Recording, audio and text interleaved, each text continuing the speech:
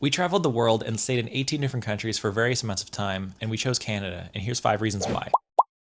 So the first one is that Canada felt the most similar to the United States while we were burned out. I think I was going through a couple types of burnout. One was I was burning out unmasking as a neurodivergent person, and that also came along with working for other people for so long, and it was just a culmination of a lot of things. I was in life hitting a wall and I was so burnt out and it pushed me dark, and that hit me the hardest during our full-time travel. So we were traveling for 3 years nonstop, no home base, between house sitting and living in Airbnbs. That was our life. I wouldn't trade it for anything, but it did burn us out. So because we were experiencing burnout in various different ways, Canada felt like a really safe option, and that was because so much of it is so similar to the United States in a lot of different ways of like day-to-day life. For example, like you're driving on the same side of the road, the way you go to the store to pick up stuff is very much the same kind of concept. You go in, you have your same cards, you pay for the same thing, the banking works similar. It feels very much the same.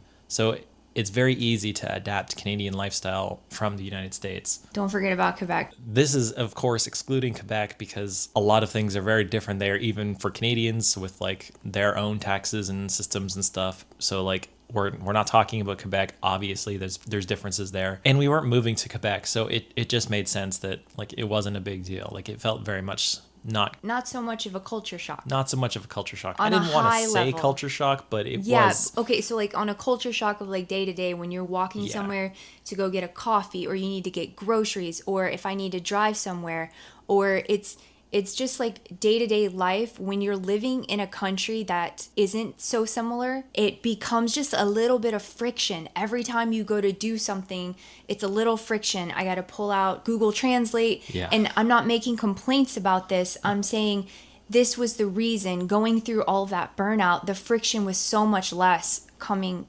to Canada. Especially as a neurodivergent, like those one extra little steps for every task you have to do, just it really adds to the complexity and the difficulty. Like, and especially too, like even the driver's license, like her license works in Canada, so it's not complicated to be able to do those kinds of things. Whereas like if we went to the UK, we have to get, I'm pretty sure, different driver's license and stuff like that, like additional testing and just more steps, let alone driving on the other side of the road. So like it's simpler. It was a lot simpler. So number 2 is going to definitely be healthcare.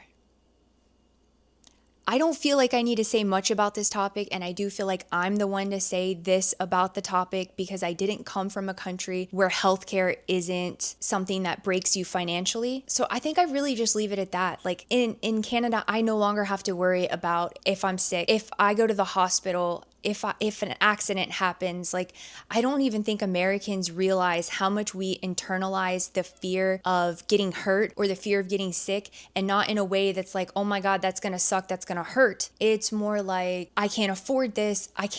You can't fathom how much it costs to go to the hospital for something so small.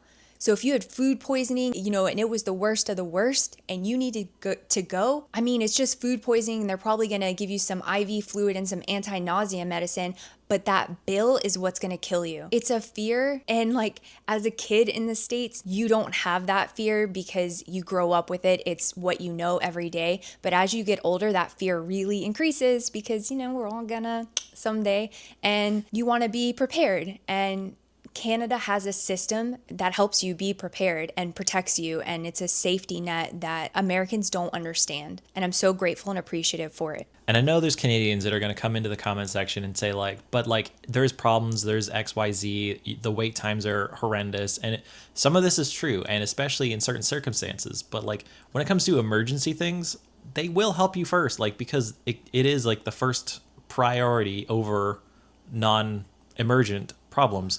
So like you never have to worry. Like if you get in a car wreck and you got like a broken arm, like they're gonna fix your arm. Like it's not crazy, and you don't have to worry about having a huge bill when you get home. It's not perfect, but it's significantly better. And that's what we're trying to deliver here. It's just that it's a lot better. And number 3 is going to be immigration that felt realistic to us. I say that because we've already been through 4 or 5 visas immigrating to other countries. And so we have this somewhat better understanding than the typical person on what it takes to immigrate to a country. And because we've done this, when we looked at how to do it with Canada, it was so nice. And they actually, the spousal permanent residency visa is also very easy. I know there's a lot and some of them are a little more complicated, but for our given situation, it was of the easier route.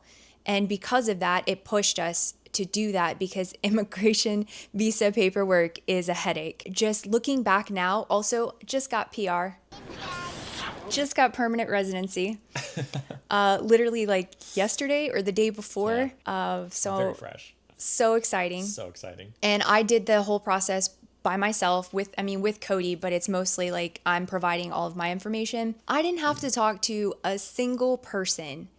I got to stay in Canada with Cody. It was good. It was fantastic. Some of the other PRs we've looked at doing, or even just like any kind of visa for another country, has been mind-bogglingly complicated sometimes. And even when it's not complicated, it's still complicated. Like, yeah, even surface level of just having to get your background check, especially when you're in another country and you have to get your fingerprints from that country to this country. And it depends on like, are they okay with electronic fingerprints? Does it need to be ink fingerprints? And just the sheer process of having to do that can be complicated. So it's definitely doable on your own. I always want to say that, like, if you can read and comprehend, like, you can figure this out. We didn't know a lot of things. We did a lot of Googling. It's totally possible. And if you have the money and you need the support, yes, go for it. But I just know how much money that can be. And I'm here to say that we've done it several times and you can do it too. The caveat to that though is I understand that there are really complicated situations and countries that require a lot different. Like, we do have a privilege of coming from a country that recognizes the other country in a nice, positive way for the most part. so there's been benefits to that. And of course, we appreciate the fact that we were able to do that with such a small amount of extra headache and overhead. And it really helped. Number 4 is better fit for our healthcare needs. So we are both neurodivergent. We both have a lot of allergies and sensitivities, and Canada does a great job at having a lot of products to accommodate those needs. And it's always been a big proponent of, can we move to XYZ country? And Canada did fit that. So Canada has, like, I like to eat baked goods, but I really can't get it even from a gluten-free, vegan, any kind of restaurant. I really do have to cook almost all the time our food from home. And so having access to all of those ingredients is so, so important for us. And that was a big thing that Canada did for us. I'm going to talk a little bit about scented stuff because this stuff is crazy. Some countries we've been to, the amount of like really strong scents that they put in things is really extreme. And Canada has a lot of this as well, especially in laundry detergents and that kind of thing. Cleaning products. It's very strong. Trash bags having Febreze smells. Like that. I have a lot of issues with fragrances and dryer sheets specifically. And Canada does use a lot of these, which is unfortunate, but it is still less comparatively to some of these other countries we visited. So I'm thankful for that. I do wish there was better awareness to those kinds of things because they are very prominent. It's hard to get away from sometimes. Apart from the fact that we get extremely sick when we have to smell those smells, my question is, why would anyone prefer a scent over fresh air? Why do you want to smell something other than fresh air? And if you don't have fresh air, it sounds like you need to fix whatever's causing that not fresh air. And that's where it feels claustrophobic to walk into an enclosed space like an airplane and or an elevator, and there's perfume and like it's burning your throat breathing it in, and it's making you feel faint and you puke. All right, I gotta let it go. They're very prominent though.